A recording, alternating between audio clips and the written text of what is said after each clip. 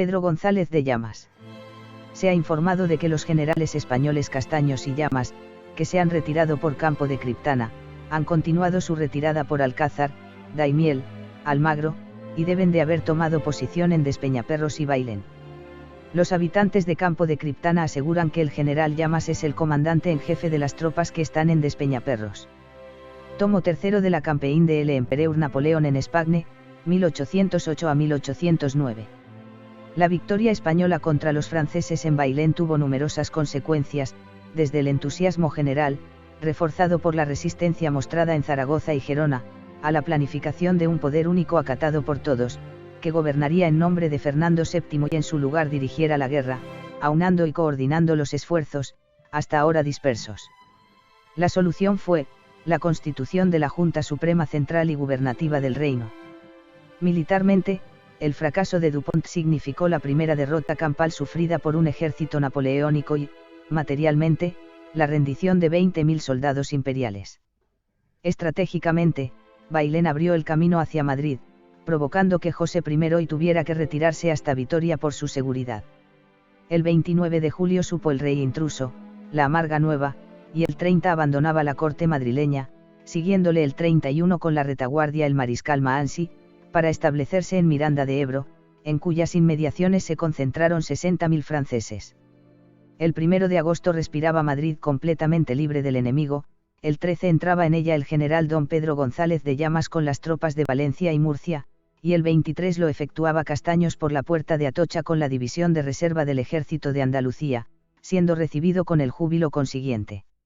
Los imperiales levantaron también el sitio que tenían puesto a Zaragoza. aito-bailen.com. El personaje. Pedro González de Llamas y Molina, en algunos lugares se le apellida Gonzalo, nació en Ricote, Murcia, en el año 1738.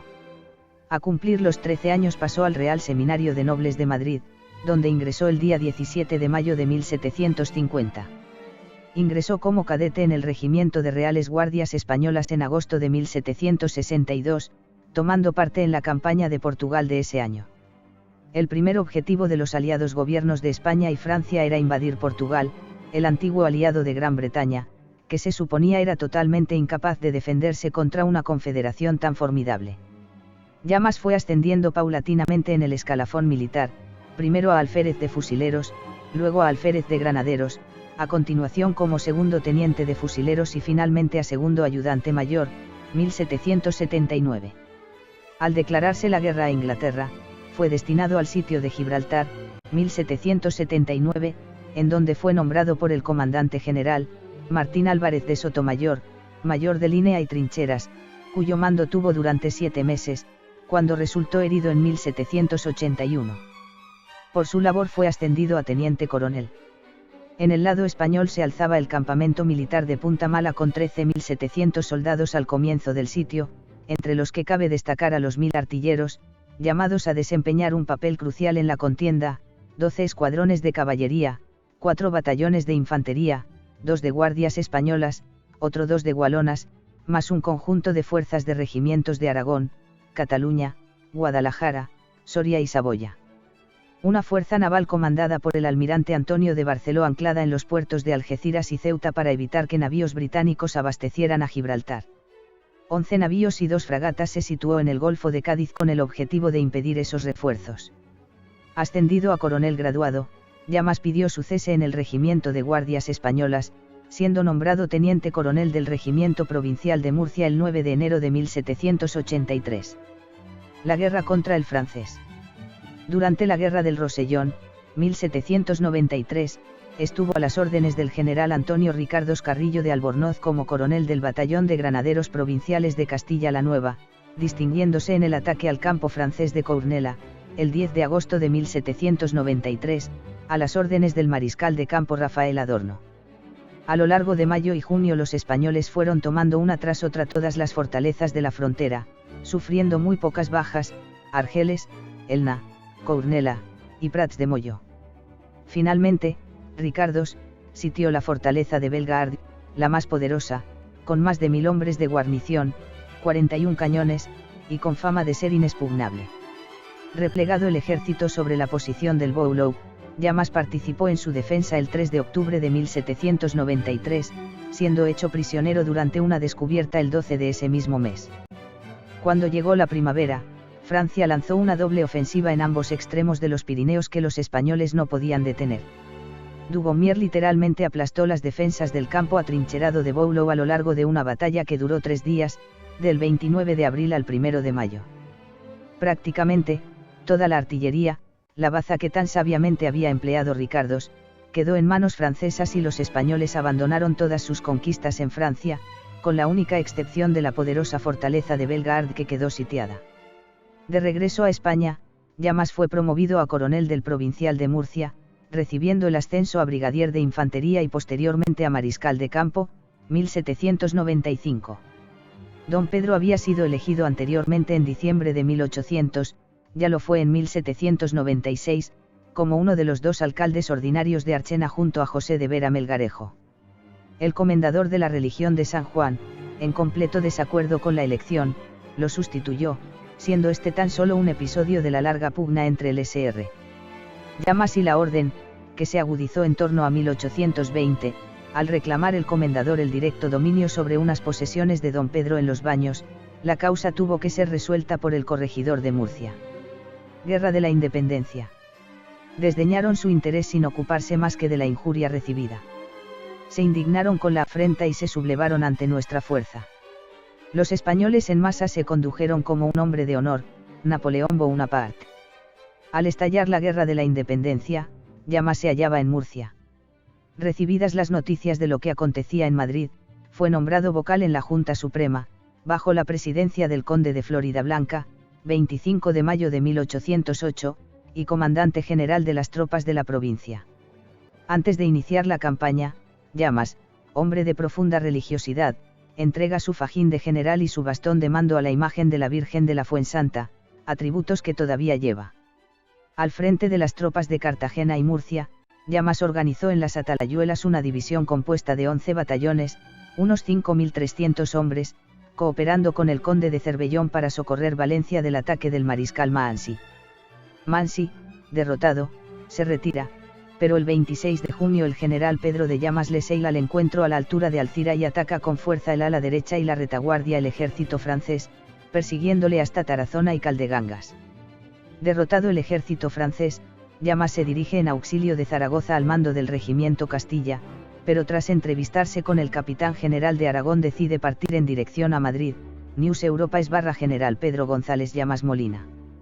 El murciano sucedió a Cervellón en el mando del ejército de Valencia y Murcia, siendo sus tropas las primeras en entrar en Madrid, el 13 de agosto de 1808. Siguiendo instrucciones de la Junta Suprema de Murcia, asumió el gobierno de Madrid, siendo ascendido por esta a teniente general el 22 de ese mismo mes. El 13 de agosto de 1808, el general ricoteño lanza una proclama patriótica a su división. Soldados del Ejército de Defensa de los Reinos de Valencia y Murcia, vamos a entrar en Madrid, capital de los vastos dominios y reinos que componen nuestra nación querida. Las águilas de nuestros enemigos se han asustado al ver que nos acercamos para destruirlos guiados del brazo vengador que los están castigando por sus iniquidades y traiciones. Arenga de Llamas, 13 de agosto de 1808, recogido en Diario de Madrid, miércoles 17 de agosto de 1808, número 10, página 37. El 5 de septiembre asistió en Madrid a un consejo de generales, del que formaban parte el general Francisco Javier Castaños, Gregorio García de la Cuesta y el duque del Infantado para coordinar la marcha de las operaciones militares, quedando su ejército incorporado al del centro a las órdenes de Castaños. A final de mes fue nombrado miembro de la Junta Militar, junto con Castaños, Morla, el marqués de Castelar, el marqués de Palacio, el conde de Montijo, el brigadier Agustín Bueno y el jefe de escuadra Gabriel Ciscar. Se incorporó seguidamente al ejército de Castaños, marchando al Ebro para ocupar Tudela, siendo poco después sustituido por Roca en el mando de su división. Aquello era una pesadilla con música de Paco de Lucía.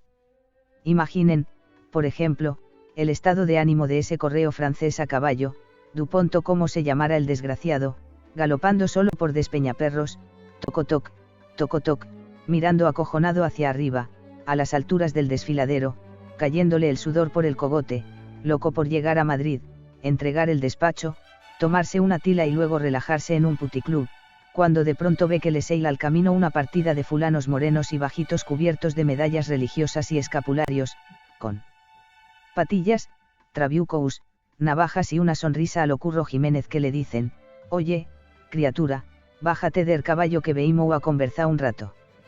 Ahí, en el mejor de los casos, el gabacho se moría de infarto, él solo, ahorrándose lo que venía luego. Arturo Pérez Reverte, Una historia de España.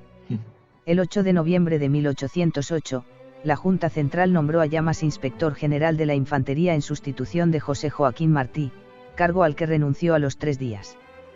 Pasó entonces a ser gobernador de Aranjuez, mandando las tropas que protegían a la Junta Central. Tras la caída de Madrid el 3 de diciembre, el ejército español no pudo impedir el avance de los franceses, teniendo que retirarse Llamas hasta la Carolina, en Jaén. Acusado de traición por el marqués de Palacio, se le formó Consejo de Guerra el 20 de diciembre, cuya causa se demoró hasta septiembre de 1809, en el que resultó absuelto de todos los cargos. En 1810 fue elegido diputado a Cortes por el Reino de Murcia, siendo nombrado aposentador general de las mismas en la isla de León, Cádiz, y vocal de la Junta de Medios y Recursos. Como aposentador mayor de la Casa Real contactó con el ingeniero de Marina Antonio Prats para remodelar el lugar elegido como sede parlamentaria. El escenario escogido fue un teatro llamado Casa Coliseo de Comedias. El 24 de septiembre de 1810 se inauguraron las Cortes con el juramento de todos los diputados presentes. Presidió el juramento el cardenal de Borbón, levantando acta de la ceremonia el secretario de Estado de Gracia y Justicia, quien tenía a su izquierda al general Pedro de Llamas. Interviene el diputado Pedro González de Llamas para decir que ya presentó una moción en una sesión secreta y que está esperando a que se trate para dar su opinión. Le contesta el diputado Marqués de Villafranca, que era miembro de la Comisión de Guerra cuando recibieron la moción de Llamas, para informar que esta ya está resuelta y que pronto se dará cuenta de la misma. Diario de las Cortes de Cádiz, 31 de marzo de 1811. Tras un breve descanso en Ricote, se incorporó a las comisiones de Justicia, Constitución, Ejército, Premios.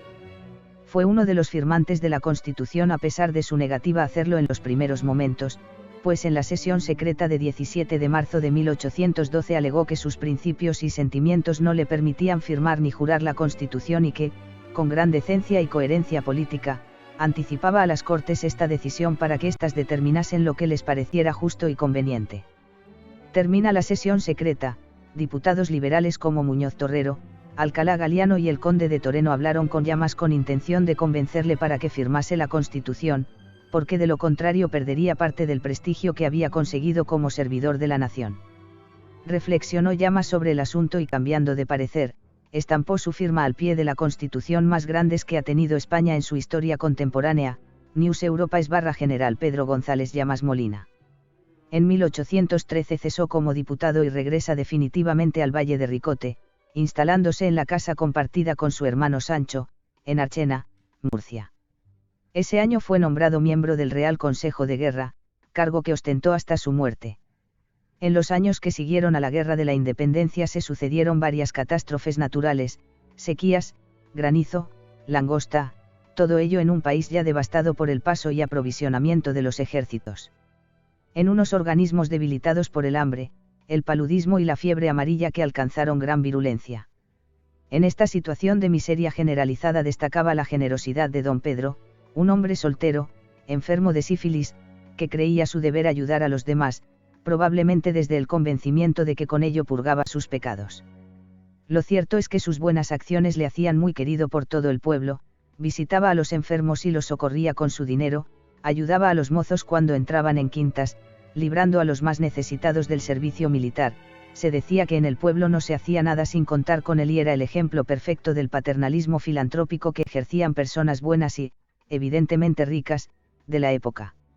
El cariño hacia don Pedro que sentían los vecinos de Archena los llevó a una auténtica movilización popular para que fuera enterrado en la iglesia y no en el nuevo cementerio. Archena es /historia y patrimonio /personajes ilustres. Pedro Gonzalo Llamas y Molina fallecería a los 85 años en Archena el 20 de enero de 1822, siendo enterrado en la iglesia de San Juan Bautista. Las leyes sanitarias habían prohibido desde años antes y con todo rigor, los enterramientos en iglesias y lugares públicos dentro de las poblaciones, debiendo hacerlo en los cementerios públicos que debían estar alejados de las poblaciones. En el momento del entierro, al finalizar las exequias, el pueblo se amotinó contra las autoridades municipales y los sacerdotes presentes exigiendo que Llamas fuese enterrado en la cripta mayor del templo donde ya reposaban los restos de su hermano Juan y otros parientes cuyos e impidiendo que su cadáver fuese conducido al cementerio nuevo de Lope. En septiembre de 1836 las tumbas fueron profanadas y los cuerpos desenterrados. Un sobrino bisnieto del general recogió gran parte de estos restos y fueron depositados en el mismo lugar en el que el pueblo agradecido de Archena quiso en su día que se enterrasen. Ricardo Ayer Hernández.